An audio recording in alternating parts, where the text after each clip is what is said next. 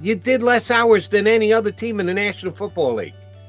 Then if you did that much on fundamentals, it sounds to me like you're not prepping enough to have all your guys ready to play their positions and the nuances of your offense and whatever.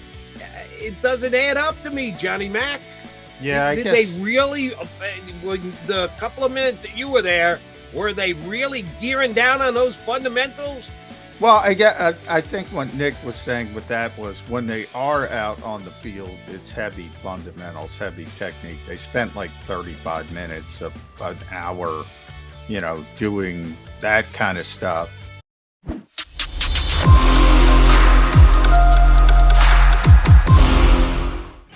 Got your Maga Mac guys here on Birds 365 on a football Friday. I got to thank one of our streamers here. Thank you to all the guys who hop on board and at least give me something to read during the show, during the breaks on the streaming side. Philip Preston did the math for us. 280 days to St. Patrick's Day, John. 97 days All to the right, first. we got to get ready. Thank you. I don't have much time. Yeah, start preparations now. But something tells me you'll put more preparation into St. Patrick's Day than the Eagles did this spring for the upcoming season. Well, that's fair. That just might say, be fair. just Nah, they work not hard, Jody. They work hard. They're in yeah, the and classroom. They're in the classroom.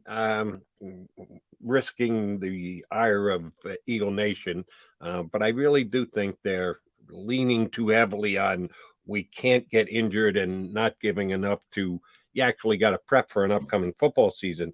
The whole working on the fundamentals. The Eagles emphasized this offseason gearing down on the fundamentals, that they really put in effort to get the fundamentals in. You did less hours than any other team in the National Football League. Then if you did that much on fundamentals, it sounds to me like you're not prepping enough to have all your guys ready to play their positions and the nuances of your offense and whatever. It doesn't add up to me, Johnny Mac. Yeah, I Did they guess. really, when the couple of minutes that you were there, were they really gearing down on those fundamentals? Well, I think what Nick was saying with that was when they are out on the field, it's heavy fundamentals, heavy technique. They spent like 35 minutes of an hour, doing that kind of stuff. Then you got 10 minutes of special teams, and you got 15 minutes of 7-on-7. I think he was speaking to when they are out there in the spring. There's a larger emphasis on technique and fundamentals, not overall. But there's this look. It's never going to be like it was before. Um, yeah, well, you and I know way back. You go. They used to play six preseason games. Six preseason games. Now I think that's just as stupid as not having mandatory minicamp. I agree. Um, Yeah.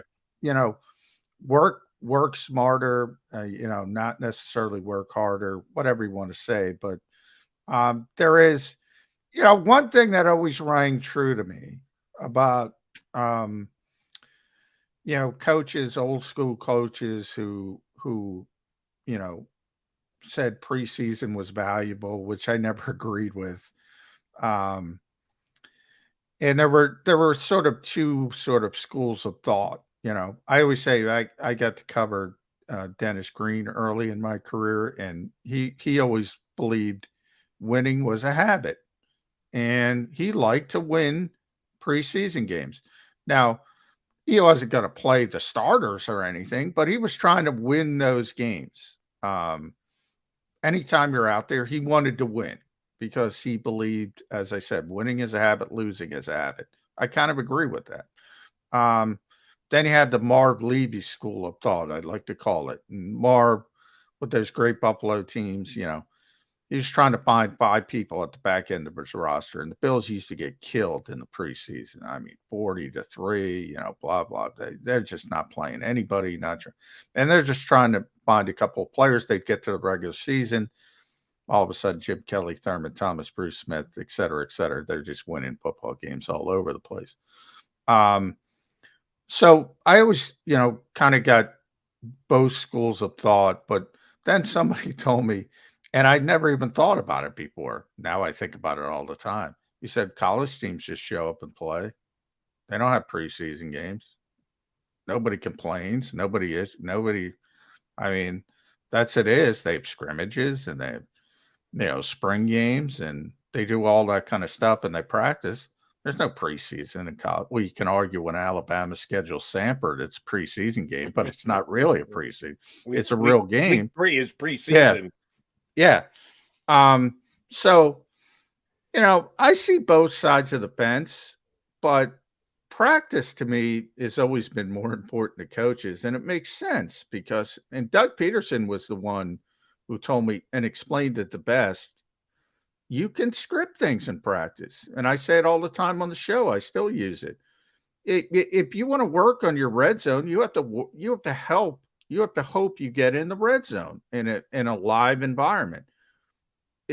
But in a practice, you can go to the other coach and look, I need help in red zone. We'll script this period for red zone. You can work on it.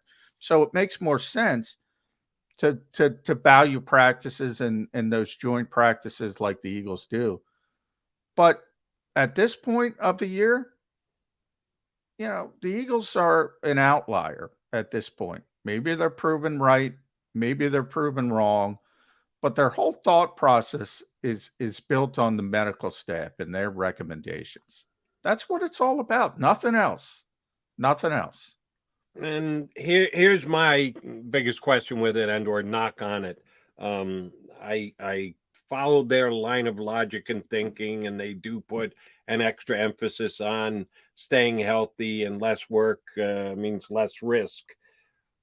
But they have some key additions, new members to this football team.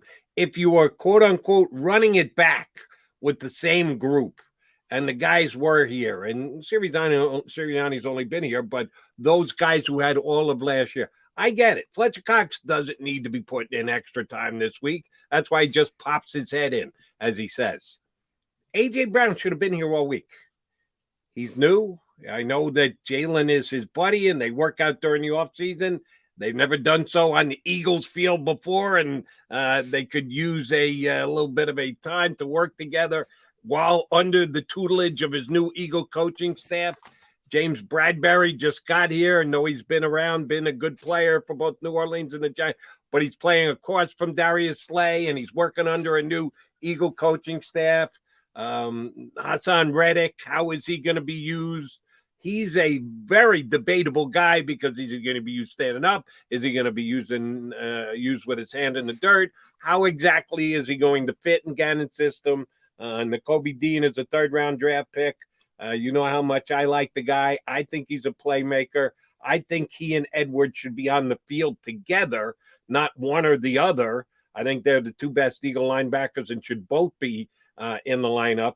Even though I'm a Kazir White fan, I think by the second half of the season, Dean will be the guy who will be on the field more often than any of the other linebackers. Oh, by the way, Kazir White, a new Eagle. They got a lot of new additions, John. Key guys who are going to play key roles on this team this year. And I haven't even mentioned Jordan Davis yet. They've never played a game in Eagles green. So any practice that they could get just to become part of the team and understand the offensive and defensive philosophy, depending on what side of the ball are on, would be helpful. And they got very little of that these last 2 weeks. Well, I you brought up wide receivers first and A.J. Brown. You're going to see this continue in training camp as well. I mean, I was just counting up when you were talking. They have 12 receivers on the roster. They have 13 cornerbacks on the 90-man roster. That's another thought process of the modern sort of whatever you want to call it as far as health and safety or sports science. Those thoroughbred positions, as Doug Peterson would call them, are more susceptible to soft tissue injuries. And if you keep running those guys out there, you're going to see all those maintenance days for wide receivers and cornerbacks. The minute any of them tweaks anything, they're going to be shut down. You're not going to see them for 3-4 days. That's the way it's going. I think this is the only show. If you read Jeff McLean, I'll give Jeff some credit. I think this is the only show you're going to hear one of them. And we talk about Nick Sirianni plenty. We talk about Howie Roseman plenty. And they're obviously the most important when it comes to the on field and building the roster, and then I'm obviously coaching it. But one of the most powerful people in this organization is Arsh Denoda, and this is the only show that talks about it. Jeff writes about it occasionally. This is all his recommendation. And the Eagles love him, and the Eagles think he's a superstar. And it's all about him running the medical training department. And this is the way they believe it should be done. And small sample size, it's only one season. Seamus kind of talked about it. They think it worked, and they're going to continue it. And maybe if it doesn't work, maybe they'll rethink it. But it's a guy nobody talks about, the exception of us and Jeff. I'll give Jeff some credit. He's really important to this team, and not many people know that or realize it and realize how important it is. Yeah, well, you and I realize it because we can see how much time they're putting in or not putting in. And I know soft tissue injuries is the key to everything, because if a guy goes out and breaks his leg, he's like, well, that's not a soft tissue injury. They're practicing less. Couldn't have prevented that. If a guy's going to get rolled up on his leg, there's nothing we can do about it. I get it. So he cut down on soft tissue injuries last year. The Eagles were the football team that they were. They were a 9-8 football team. I say 9-7 because that last game doesn't count in my mind. But they weren't so less injured than other teams that it improved them from a potential 6-11 team to 9. Oh, because they didn't have those soft tissue injuries. I don't buy that for a millisecond, John. They can attempt to talk themselves into it. I'm not buying. Yeah, they've talked themselves into it. I mean, I say all the time you can't legislate injuries. Now, there is, I think, more important is the back end. I think more important is the treatment. And talk to somebody in the organization, and it was kind of an archaic way of doing things in the NFL in the past, when you had essentially trainers being the head of sort of rehab, and a trainer would say, oh, that's a 4-week injury. They're not doctors. I mean, you should have a doctor in charge of that kind of stuff. I think it's more valuable on the back end after guys get injured. I think I'm with you. I think it's Howie to predict injuries. Guys get injured walking down the street. Guys, right. There's people hate this term in professional sports, and it's a big part of it. And it's luck. And people hate luck because you can't control luck. And or fate, or whatever word you want to use. One of the great, I'm a big Bill Parcells guy. I say it probably too much. I have tremendous amount of respect for him. I think he's one of the best coaches ever. But he also is really smart from a common sense perspective. And he had this list that he gives all his guys when they would get head coaching jobs. And one of the things always stuck with me, and it was something like 4 or 5 things happen every day in the NFL that you hope wouldn't happen. And if you can't deal with them, you better get another job. And it might be everything from an injury to somebody getting arrested, to somebody going on social media, scrubbing their social media, being pissed off about their contract. Could be a million different things, Jody. And things are always flying at you, and they're difficult to deal with. And injuries is one of it. And to sit there and sit in the chair and think to yourself, I can control injuries, I don't believe that. I don't believe it. And we'll see if it plays out this year, if the Eagles have the least injured team in the National Football League.